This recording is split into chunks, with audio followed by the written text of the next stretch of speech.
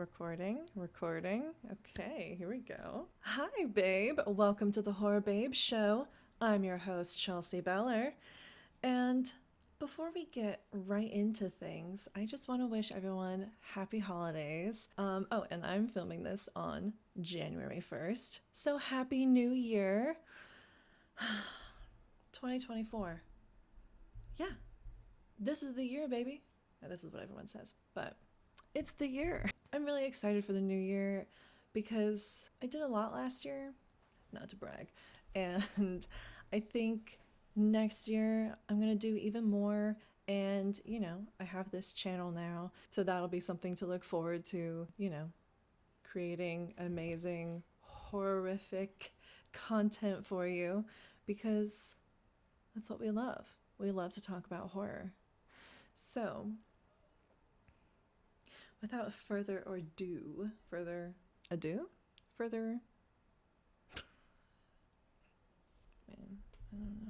know, without ado. It's ado. Just in case you didn't know, 'cause I could tell you were confused. It's further ado. Okay, so glad we figured that out. Without further ado, let's get into it. Today's episode is a review.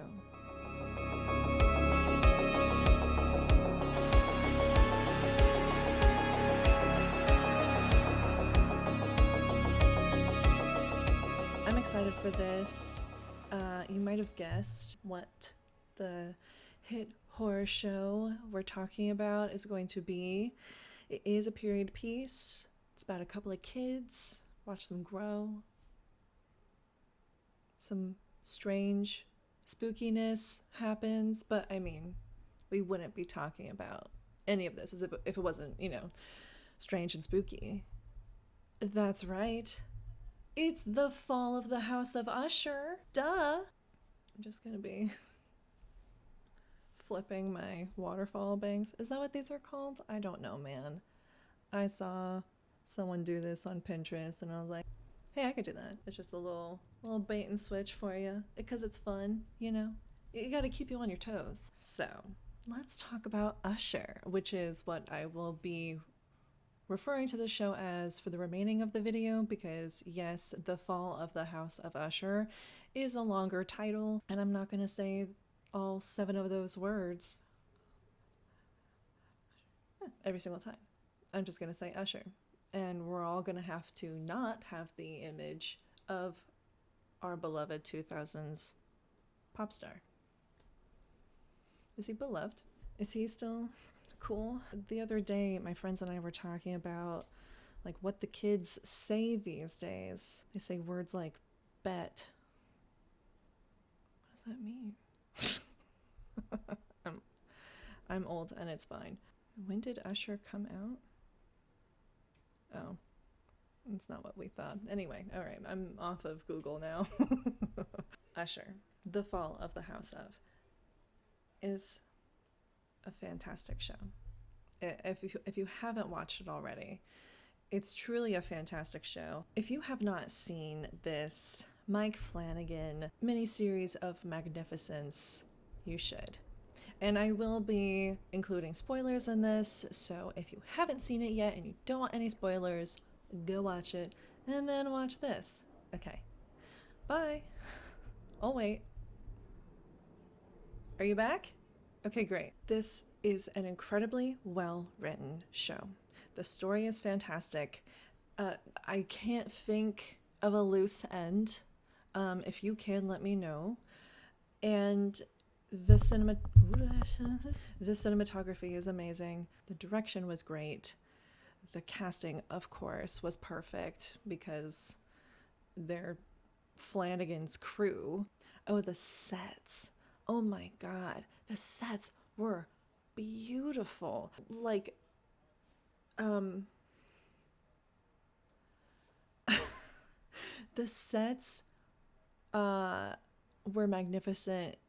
So much detail. I read that Flanagan, I almost called him Usher, Flanagan really paid attention to color in this, especially with the cast's wardrobes, which I think we'll talk about a little bit. The fun part, the part that you could tell the costumer could really just go to the moon with, is that they're all rich, like richer than rich. So you could give them just the most extravagant piece of clothing and no one would bat an eye. It was just really fun to see, especially Kate Siegel's costumes were great, and her makeup and her gray hair. I was like, should I dye my hair gray? No, I won't. So let's talk about the story. I'm going to be doing an overview of the story. I'm going to try and make it as quick as possible, but there's a lot to this story. So basically, when we meet the Ushers, Roderick Usher is a senior, and he and attorney August Prim are talking in Roderick Usher's childhood home, which has been completely run down. The most run down a home could be, pretty much. So a lot of the episodes take place in this home, and it's great. It's pure Flanagan, because there are dark, creepy little corners and creaks and moans that you hear, and you're just going, what the hell is in this house? What is happening? I remember the first little jump I had was the camera's on August, and Roderick is saying something about, I think, his mother, and then he says, well, she's behind you. And I didn't even see her, but I just like look over August's shoulder and I'm like, okay, yeah, we're doing this, we're in it. And she just like turns and walks away, just like so stoic. I just really want to be like a creepy ghost in something. That is my dream. But anyway, so they're basically going over everything that happened, but let's start from the beginning. So Roderick and Madeline, this is a rags to riches story. Roderick and Madeline are twins. They were born from their mother, who was pregnant out of wedlock, and it turns out her boss, the CEO of this huge pharmaceutical company called Fortunato, is the father. And we don't know what the situation was, if he took advantage of her and that's why she's pregnant, or if it was amicable, if it was something they both wanted, but then he just kind of treats her like trash, and so does everybody else. And then later she kills him. So good on her, you know? I mean, if I could just come out of the grave and strangle every guy who did me wrong, I wouldn't. But, you know, a girl can dream. And that's the dream. So Roderick and Madeline basically raise themselves. They grow up in this house. It gets more and more run down as time goes on. They don't have a mother. They don't have a father. And when they're adults, young adults, they decide to work for Fortunato. Why? Great question. I wouldn't have anything to do with that company. I would be so out of there. But Madeline, who's kind of the more devious of the two, decided it was their birthright. It's their birthright. They deserve it. They should own it. So hell ensues. Absolute hell ensues. They're approached by August, a young August, who's an attorney, and I don't know if he's an attorney at the time, but he's trying to sue the pharmaceutical company, Fortunato, for wrongdoing. Basically, they were forging signatures on things they shouldn't have been forging signatures on, And, you shouldn't forge signatures on anything. And they're probably doing other bad stuff too. I don't know if they were doing the bad stuff that then Roderick is later accused of doing. If they were like doing it the whole time. I don't know. But anyway, so they're approached by August to sue the company they work for.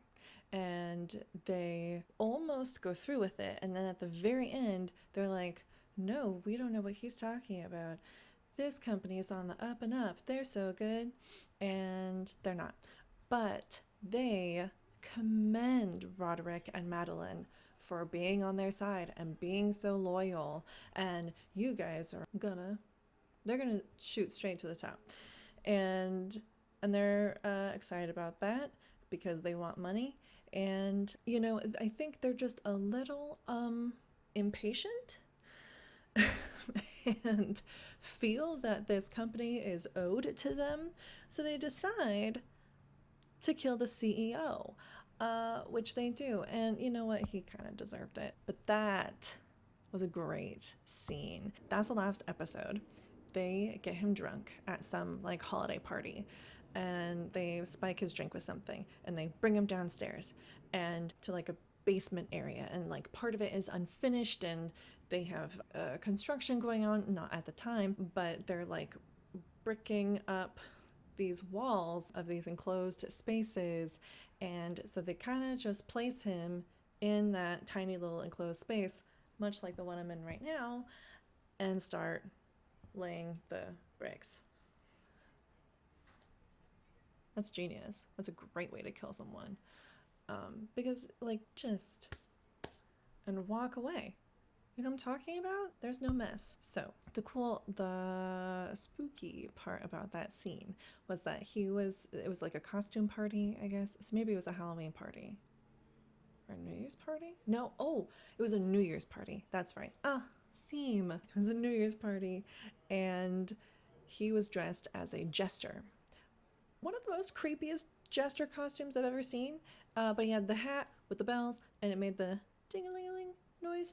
And so he was sitting. It was a mask. It was like a full head mask thing. So he was sitting in that enclosed space, and the bricks are being laid, and he's just like hanging his head, and you can like just hear the little ding-a-ling-a-ling as he moves his head. And not that he's like having a fit or something, but just like when he's talking, you can hear it. And it's so spooky. And then we would hear that sound prior to that scene, of course, because that's the last episode that this happens. And I had no idea. I was like, why is there a bell? Like, what is that? What is it for? But now we know. So he's dead.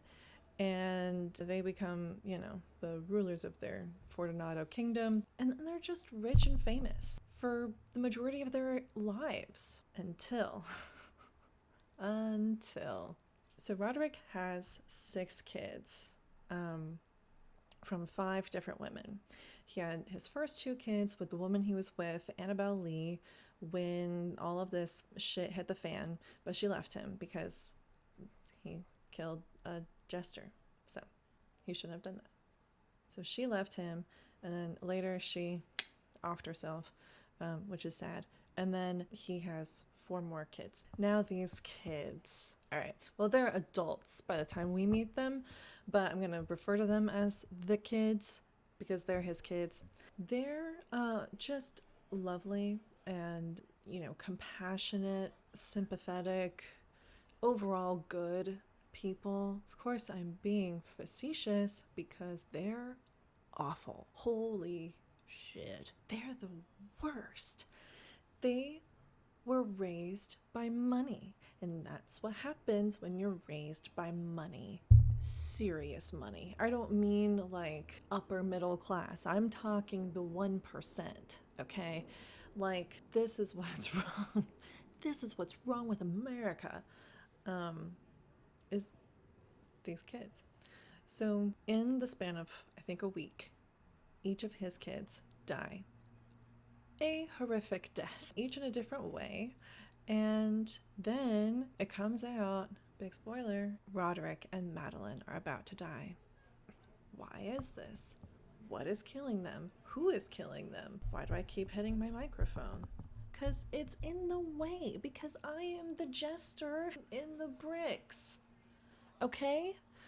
Alright, so I'm going to briefly and succinctly, and sorry if you hear like laughter in the background, someone's having a party. As if it's New Year's or something. Anyway, I think it's important to go through how each of the kids passed. You know, we went through the plot mostly. We're going to get to like the reasoning of all of this, but I think it's important that we go through each of the kids' deaths, because what I find interesting about each of these deaths is I think Flanagan or whomever was, you know, heavily involved in the decision-making process had the idea to include the 7 deadly sins into their deaths, into these children. Now, there's not 7 of them, but Madeline and Roderick could be considered the 7th sin because they're kind of one and the same. They're twins, you know. So I'm stretching a bit there, and also it's not like this one is glutton and this one is lust and this one is wrath. It's a little more loosey-goosey to that, but I really strongly felt that these 7 deadly sins influenced the story. So, Prospero, number 1. He is the first to die. His name is Prospero. They call him Perry. Prospero. Interesting. Like prosperous? Oh, related to money? Huh. So he dies basically from acid rain inside of a worn out building that he turned into a club where him and a million of his closest friends were having drugs, sex, alcohol, basically a big huge orgy. So that to me, because of the drugs and the sex and the, you know, that to me feels like gluttony. You know, it's all about indulgences. Then we move on to Camille. Camille died of an animal attack. That would be wrath. But also lust, because she had this thing with her assistants. They were more than just her professional work assistants. They helped her in other departments.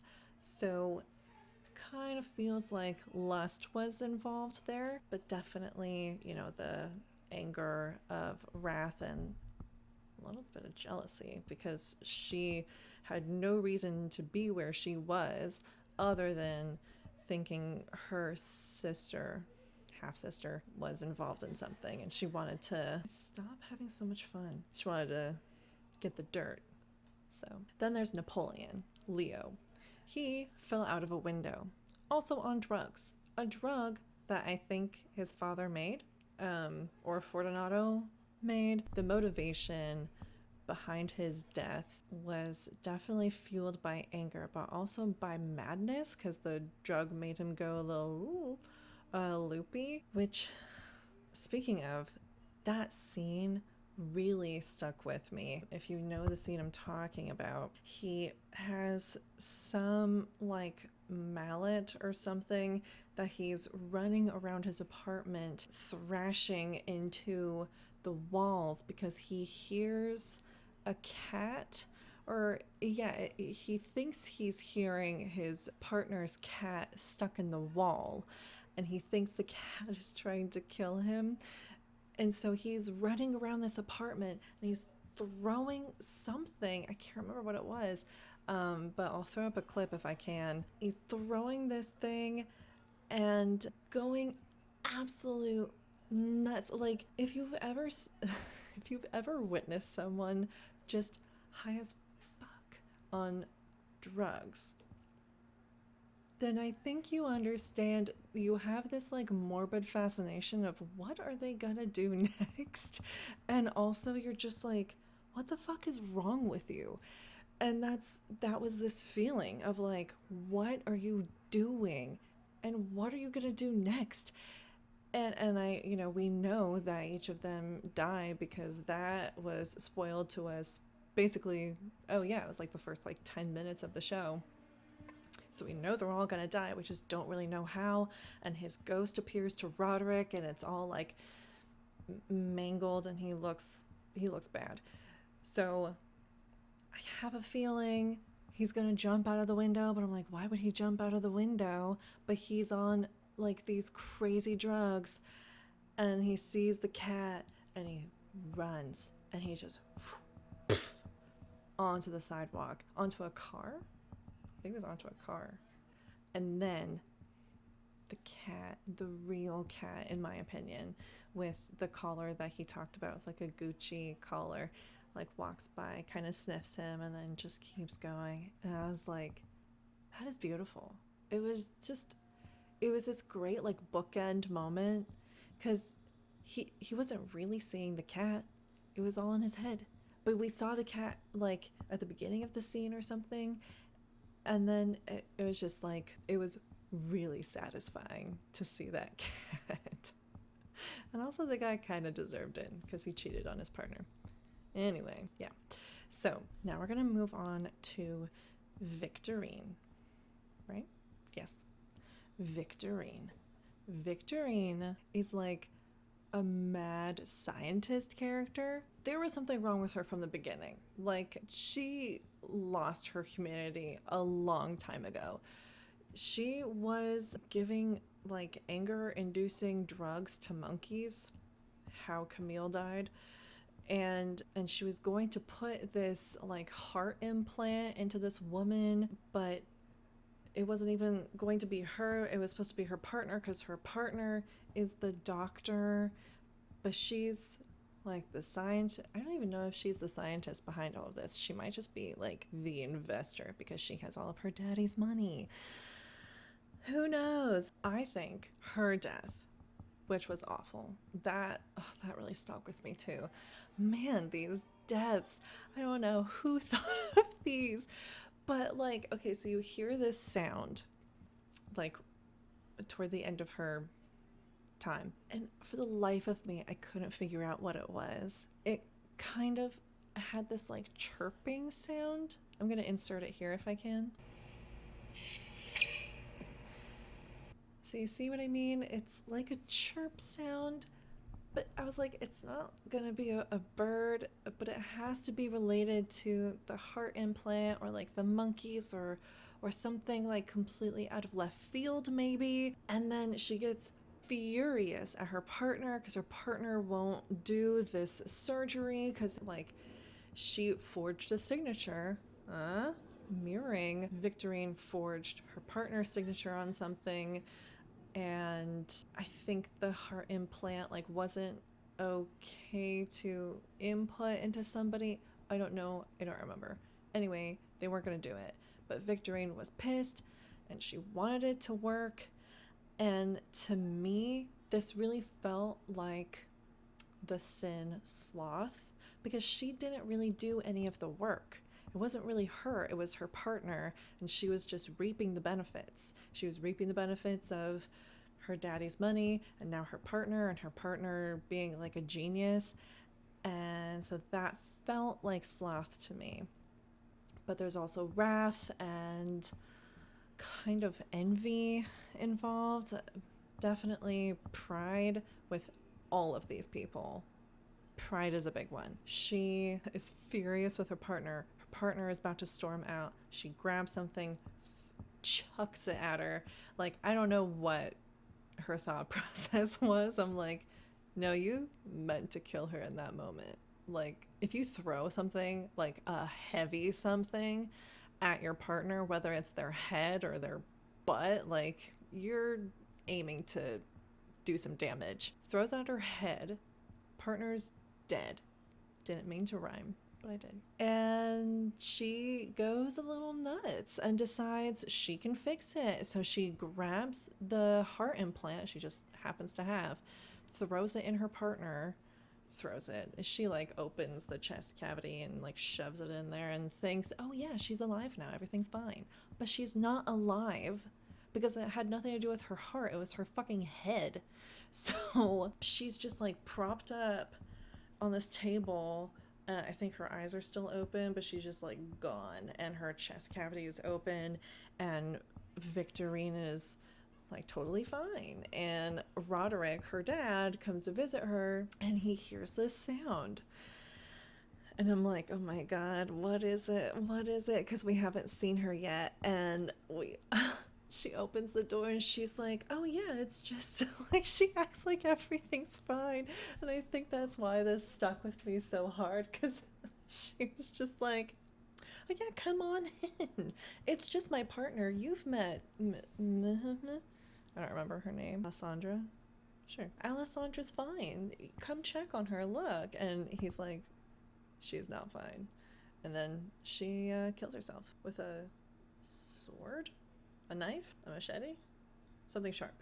She just... Yeah, so she's dead. So this is a great stopping point. We have 5 more deaths to go over. I know, exciting.